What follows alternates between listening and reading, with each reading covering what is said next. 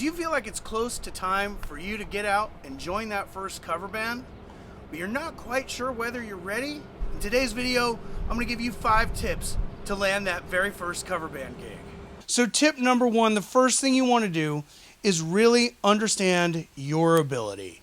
Today, I'm not really prepared to take on a jazz gig or a speed metal gig with lots of double kicking and blast beats. Those are just 2 skill sets that I haven't spent a lot of time working on.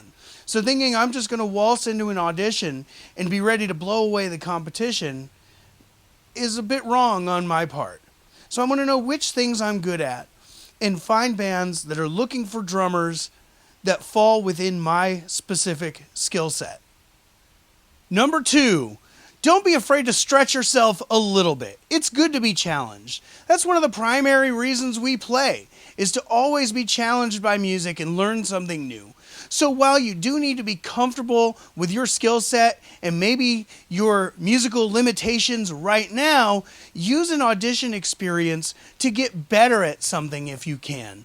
The first rock band that I ever auditioned for on drums, we played a lot of songs that were styles that were pretty foreign to me. I've always been just kind of a straight ahead meat and potatoes kind of guy behind the kit, and this band had a lot of songs like that, so tons of stuff in my comfort zone, but they also had Break On Through by The Doors and Message in a Bottle by The Police and a few other songs like that, where I was really challenged, but just for a couple of songs. So we could spend the first few weeks of rehearsals working up and making sure we were solid on all the songs that were within my comfort zone, while on my own time, when the band wasn't here rehearsing, I could be practicing some of the more difficult songs for my skill set and have those ready for when we finally got to them with the full band in rehearsal.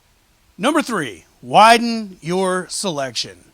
The cover band I'm in now, 8-Track Highway, they play music that I like, but it's not always the songs or the artists that I would play if I were choosing a set list for my own sort of dream gig band. So we play a lot of Eagles. Love that band. They're great. I can't say that I turn them on and listen to them on Spotify every day. We play a lot of Linda Ronstadt. Ditto. We play a couple tunes by the Steve Miller Band. Same thing. We play a song by Pure Prairie League and another song by Pablo Cruz. They're all perfectly fine songs, but they're never songs that I would have sort of been rocking out to on my own. It's late 1970s soft pop rock hits. Not exactly my number 1 genre. Again, it's not that I dislike it, it's just not my favorite. So if I were narrow-minded like some people are, I would have passed up this gig because it's not playing my favorite songs to play. But since I like this music, there's a lot of cool things for me to experience and learn and get better at through this music. Swingtown by Steve Miller Band. Super fun song to play. And I would have never gotten to play that if I hadn't have been in 8-Track Highway. Love Will Find a Way by Pablo Cruz. Another really cool song with a super interesting drum part that you would have never even noticed just hearing it on the radio. So don't be afraid to get out there and try some different things. If there's a band looking for a drummer that plays songs that maybe aren't your favorites, but you like them fine, audition for that band. It doesn't matter. Maybe some of those songs will eventually morph into some of your favorite tunes. You never know, but I can guarantee that you will find something new to appreciate in each and every one of them.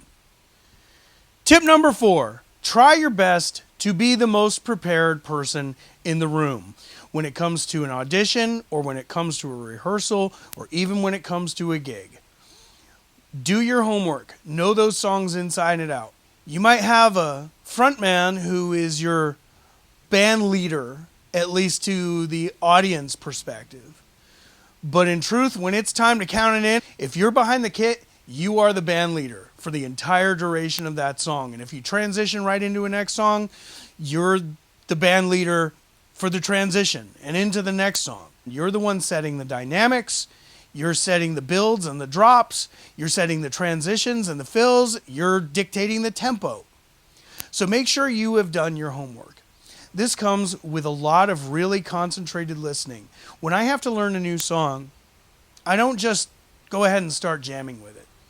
I take some time and I sit down and I get into my headphones and I just listen to that song 4 or 5 times. Then I will take my headphones in here and I'll sit behind the drums and I'll start actually getting the song under my hands a little bit.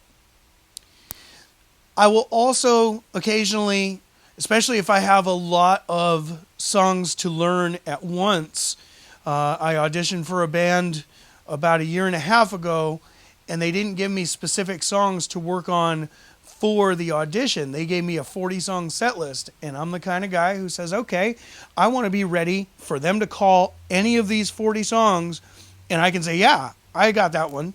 So I actually sat down, and during my listening process, I wrote charts. So it's just the basic structure of the song, and I came up with a way in Braille to write the basic grooves, have a kick line and a snare line and tom lines and cymbal lines and stuff like that, so that I could reference them. Now, obviously, since they're Braille, I can't use them while I'm playing, but I can, in the audition process, open up my notebook, turn to the page of the song they want to play, get a really quick recollection of what the structure is and what the main grooves are and if there's any signature fills, and it's pretty easy to commit that to at least short-term memory, and then we could go ahead and play it down.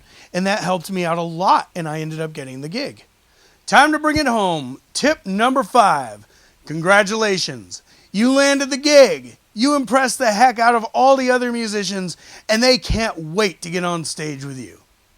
Now what? Well, I would say learn how to be a great bandmate.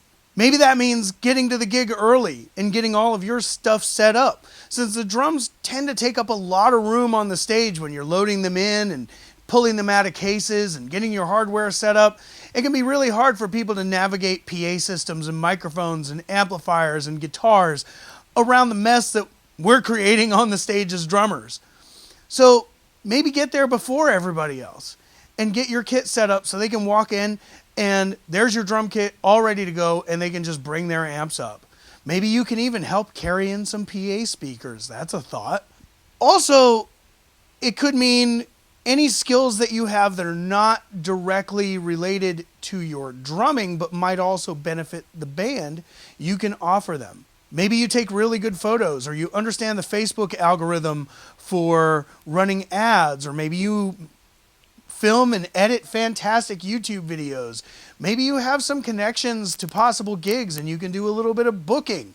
Maybe you have a ton of friends who can't wait to come out and see you play, and you can invite them all out and you can bring 50 people to every show that you have with your new band. Whatever it is, it can be a huge asset. I'll tell you what, if you can be a really good drummer for this band, but you can also offer some ancillary benefits for them having you on, like some of these other skills that you're willing to share with them, you are guaranteed to have that gig for as long as you want to play in that band and as long as it stays together. So that's it. There's just a few things that you can put in place and you'll be ready. You know, without kind of having a guide, it seems like you're never ready. No matter how good you play, no matter how many songs you know when you're just jamming in your own drum room, going to an audition that very first time can be a terrifying experience. So let these 5 tips sort of serve as a checklist for you. And when you've been able to check them all off, you can be confident that you're ready to not only take on an audition, but to absolutely nail it. Good luck getting into your first band.